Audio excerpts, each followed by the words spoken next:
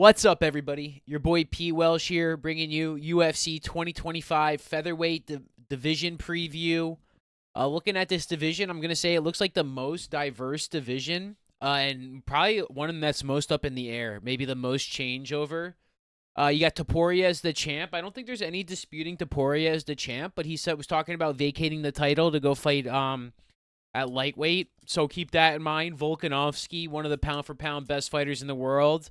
Holloway saying he's going to move up to lightweight. See how that goes. Lopes, the incumbent prospect, but I still think is questionable in 5-round major fights against high quality competition.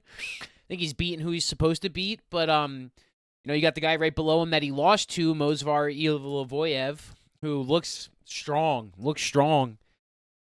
So I think him, Diego, Volkanovski, depending what ends up shaking out with Topuria here, is gonna really those are the forerunners for the belt. I personally would like to see Lopes versus Yair Rodriguez. I think it would be a very square. Put them in a 5-round main event. And you run like Volkanovski, Ilavoyev or something like that for the interim belt. If Topuria moves up, I really like that potential matchup. I don't know. Like, this is where because now you're looking at, first of all, Volk's old. Then you got Holloway, Yair, not the most active. Ortega, T-City, strong performer, but again, losing to Lopes, knocked out twice in that fight. And is he moving up to lightweight? We don't know. Arnold Allen, a true competitor in the division, but not always the most flashy performances, not always the strongest, against the top guy. So let's see if he can actually get a big win. Josh Emmett, strong resurgence. Who's he going to get matched up with, right? Aljamain Sterling, I think a live competitor to move up in the rankings. Let's see who he gets to fight later this year. Giga, I think would be a great fight for Sterling. I think he'd win. So let's see what happens. Right? If I think Sterling's fighting Emmett, yeah, maybe Emmett can KO him, but I think Sterling's wrestling's really strong. So as we move down, Calvin Kattar, I think, is probably out of the list by the end of the year, not a factor. The thing about this list is there's 10 guys from 15 to 30 that I can all be ranked. And I think when this shakes out in the next 12 months, maybe 18 by the time the guys start lagging out and they get them out of the rankings. But I think Calvin Kattar might be one of those guys. Leroy Murphy is going to be a guy moving up the charts. Lossless fighter, does have the draw on his record, but I think he's a very, very strong contender to, be a very tough matchup for anybody. Giga Chadziki, again, losing to Allen, nothing too much, but, Allen's very, very balanced, right? It's tough to beat Allen on home surface. So I think that's something that, they can run something like that. Bryce Mitchell, get him involved. He took a couple bad L's, but to Topuria and Emmett, not the worst guys to lose to. Bad losses. 50K, Dan Ige. Who's he going to fight? Is he going to fight a prospect and maybe lose if he's fighting a tougher guy up top, right? Or is he going to go fight some prospect and knock him out? I don't really know. It depends on some matchups for Dan Ige. We got Edson Barbosa, who I don't know how he's ranked, but yeah, he's not going to be there. He's just is a literal punching bag. So I think Murphy pieced him up for like 5 rounds, and that should just, it's time for a change because the featherweight division is tight. Like, my prediction is probably about 5 of these guys are gonna go out. I'd go Barbosa, Kattar. I mean, if you're going Holloway, Ortega, and probably could be anybody. Could be Dan Ige depending on who he fights. Bryce Mitchell if he takes an L. So I think the prospects from 16 are very strong. Starting with, we can either go alphabetically. Hyder Amel, definitely not the highest ranked contender that we have, but one guy that I think has the KO capability. I think he presents, like I said, this division's really diverse. A lot of grapplers, a lot of strikers, like some guys that could freaking grapple you to death, and then some guys that will never even try to square you up. Hyder's been a personal kind of, I got to open up the page so all my stuff stays loaded. This is why I haven't been doing this. But Hyder Amel, I think he's coming off 2 knockout wins against lower competition for sure. Again, like, let's see who my guy's going to get matched up with here. There's a lot of potential. And I think there's literally 10 fighters that can open up on the next year. Yeah, two Lee and Garcia. Not 2 wins, 34. He's got to make his time now, right? Like prospects that could ascend still, looking pretty good for Hyder and Mill. Next guy I think that's up, really high up there.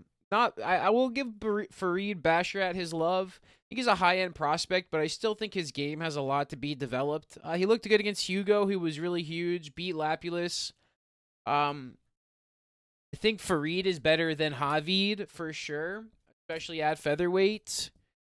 But I think he's definitely one prospect. He's got to see, he's he going to get a big time matchup. He could fight somebody on the ranked list and suffocate them. Dan Ige put him up against a lot of those guys, and he's going to win. He's going to win against a lot of those fighters. Anderson Brito. I love Jordan Anderson Brito. He actually beat Diego Lopes, I think, on the Contender Series. Lost to Gomes, which was just a bad matchup in France, right? That was the France card split decision lost. Just, I think he kind of faded in the third round. I don't know. It just wasn't his best performance. He's freaking ferocious for 145. I don't think he could ever make the cut down to 135, but I mean, Brito is definitely one of those guys. Like, you could put a lot of these guys up against one another. Like Morgan Sharari, the last pirate, who was on that same card, I believe, as guy we were just talking about, Brito. And he looked really good. Second round KO. Lost to Chepi Mariscal, which is one of my favorite featherweight fighters. So I really think this division has a lot. I mean, Don Ho Choi, he's alive again for another big matchup. Some of these guys age better after a couple losses. They simplify their game. They remember who they are, and they just attack, right? They don't worry about too many more things because they've already gone so wrong. Isaac Dulgarian, I think, is a very live prospect for depending on the matchups that they give him this year. Good wins against Murata. Rodriguez was a big split decision loss, but I didn't think he looked that bad against Rodriguez, who's, again, one of those guys you want to look better. So that's like definitely a downgrade in performance, but one of those guys that you just have to pay attention to over the time. Darren Elkins, there's guys that you don't, about, Julian Arosa, Aarons. I think Ilavoyev, again, touchy-feely. We ain't really need to touch on him. Steve Garcia, I think, has potential. I like Steve Garcia. Again, he's a massive 145-pounder, bro. He just looks big. 14 wins by knockout. First, second round knockout. He's getting the timing down. And he's big, bro. He's big for 145. But if you go fight him against somebody like Ilavoyev or, what are his chances? I don't know. That's why this division, I feel like it's best to be super well-rounded. While like striker, I mean, it's like still like Topuria. You got to do both exceptionally well. This division, you have to be the best at both. If you're a little bit susceptible, like that's why Volkanovski did so well for so long, because he could contend on the ground game, dominate guys like Yair, and compete with Ortega, survive enough to win on the feet where he was considerably better and uses his advantages. Right, I always kind of heard the comparison that like Volkanovski has very few weaknesses when he was in his title run, and so like we got to see how that matches up with somebody like Steve Garcia. He's fighting these guys that aren't excess grapplers. So let's see. He's one of my favorite guys. Like if he fought Gomes, like that'd be a banging matchup, right? That'd be William Gomes versus Steve Garcia. But that doesn't really answer the question: is can he grapple?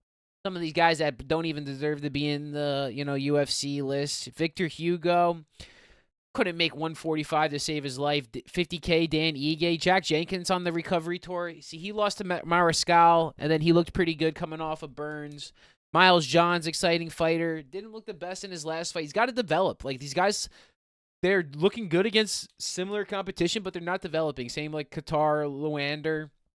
This guy, Philippe Lima, I think is the real deal. We got to pay attention to. He might be on the killer list. Grappling, knockouts, just incredible athlete. Looks really good. He's the one that beat Miles John, subbed Naimov. 14-1 record. I think he's somebody to pay attention to this year.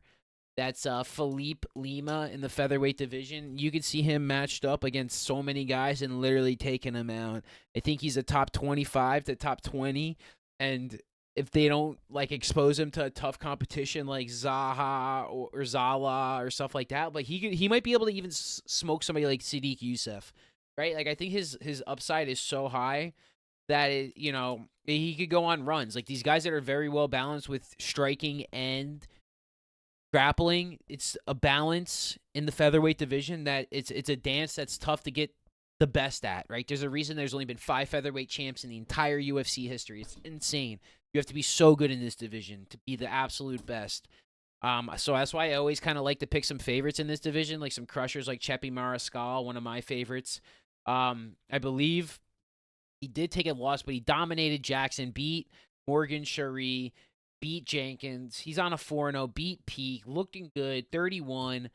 He's very well balanced, very good grappling, very good takedown defense. I think one of those well-rounded. We got to see who he gets matched up with up against this year, because I think he's very live for some nice competition, and I think he really needs. I wonder, man. I wonder. He's one of my favorite fighters. Has been one of my favorite fighters, and Naimov has to rebound. Nelson's always tough. So many guys. Padilla's probably not it. If you're looking for guys who are not it, Jonathan Pierce, Billy Q, Ricardo Ramos, I think just came off an L. Christian Rodriguez can't trust. Right, Ricardo's coming off he's beat Koulibaly, but didn't look good. Lost to Arosa, lost to Jourdain. You don't trust some of these guys. Sabatini, you can't trust. Can't trust a lot of guys. Gene Silva's one that's on the list. I think he's on the lookout list. Fighting Nerd Squad. If you don't know about the Fighting Nerds, where have you been? But yeah, Gene Silva sent my guy Jourdain, and I love Jourdain. Sent him back to the bantamweight division. He goes, this guy's a fucking brick. Gene Lord Silva, again, it depends on, like, are these guys going to get matched up? Like, him and Chepi would be an insane matchup. I'd be scared for Chepi, but I'd also be scared for Gene. I think he broke 2 of his hands in his last fight, too. It's a long on the mend, but one of the fighters to really look out for, man. There's some really great, great fighters. I mean, Cub Swanson, don't sleep. Cubs finishing guys. Nate Woods got great prospect potential. Right next to him, Sean Woodson. I mean, Nate Woods, he lost to Naimov. That's where I overvalued Naimov against, and that shows you how good Lima is. If you think Woods and Naimov are good prospects, Lima finished that guy in the 3rd round, come from behind. So, Sean Woodson, I would love to see who they match him up against. He's like 6'3" or something. Incredible matchup.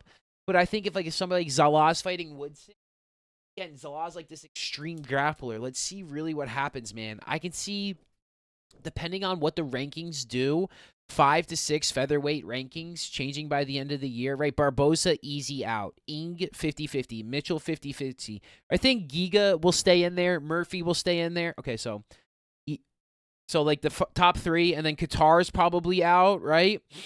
I don't think Emmett Ortega could be out. That's 5. And then you're thinking 6 for Holloway because he's already listed in the lightweight, and he said he's moving up. Maybe half the division ranking changes in the next year. I think if I have to give you the best 6 fighters that could probably ascend into the rankings, I'm going to have to start with Jordan Anderson, Brito, Sean Woodson, Youssef, Zala. That's 3. You can go with, what's his name? Gomes, Chepi Mariscal. And they say Nate Wood, but I'd be wondering about Nate Wood. Honestly, dark horse is Philippe Lima, dude. I'd put Philippe Lima as a dark horse to get into the rankings if there was a lot of them. Morgan, the Last Pirate, again, he's not the most active, and I still think he needs to be challenged in terms of competition. He's definitely still much of a raw prospect. I believe he's only 29. I still think he's got a couple years till I think he cracks that ranking, especially in the ever deep division. Like, I still think he has a lot to prove, and he's one that I'm definitely high on, but I think, like I said, if I go Chepi Mariscal, Philippe Lima, Brito, Gomi, Gene Silva, Steve Garcia, dang, there's so many like really solid. Zala, a lot of potential for the featherweight. The champ at the end of the year, boy, if it's not Topuria, it's really hard to call. I'd probably call Movsar Ilavojlev because I just think he's priming. I think he's peaking. I think he's priming, and I think he's just that freaking tough, right? Like, his striking's good enough to do the damage to control you to win the fight and win the rounds. He's not exciting. He doesn't have that knockout, but I definitely think he can get there by finish. Like, I definitely think he can get a submission, and depending on who he fights, like, if it's Volk Ilavojlev, like, I definitely think Ilivoyev is live for a sub. I think the athleticism is there. Volk's 36, would be maybe 37. Ilivoyev, I think, is peaking 30 right now. He's exactly 30, so will be 31 in a month, and I think it's his time. If it's not, I think if Topuria, I mean, I also think one thing with Topuria not being the champ at the end of the year is I think he was insulted by Islam calling him small, comparing him to Volkanovski. And I think he's out to prove that the featherweight championship doesn't matter. Like, yeah, says he's gonna be active, but like at some point, if he doesn't vacate it, we can see an interim belt. But I don't think they insult Volk with an interim title shot. I think they'll make Topuria vacate it and then go fight back for it, like insta rematch, right? Especially if he foregoes the like, say he vacates the title, foregoes the Volk rematch, and goes straight to the lightweight division. And then if he ever cuts back down, I think Topuria. But that being said, I really, for his what he wants to accomplish in the UFC, I don't think he's the champ at the end of the year in the featherweight division. I think he vacates the title. That why I leave Movsar Ilivoyev, sneaky champ. I just don't think Lopes is proven in a 5-round main event. I think he has a few tells. I think he's still got some predictability that he hasn't ironed out. I'm not saying he's not champ worthy with the talent. He's one of my favorite fighters. He's on the bomb squad list with Chepi Mariscal, but I mean, it's crazy that I think it's a little premature because if you think about it, Jordan Anderson Brito is just as good as a talent, but he's ranked like 16. He did take a couple losses, but he did beat Lopes, right? Chepi Mariscal is on a fire run. He did lose to somebody. Let me go look at that too, because my guy Machine Gun I love his name. Chepi Machine Gun Mariscal. No, he's not. He's just been on an absolute tear, but he's only 4 fights in the UFC. I think, like, in terms of the prospecting, is Lopes is he's a little rushed to be there, in my personal opinion, and I think that's something we'll see this year. I think Movsar is live to be the champ at the end of the year if Topuria vacates. I think he can beat Volkanovski. I think he beats Lopes, and I don't know anybody else that could really beat him besides Topuria. I would like to see Topuria Ilivoyev. I think that's a fire matchup.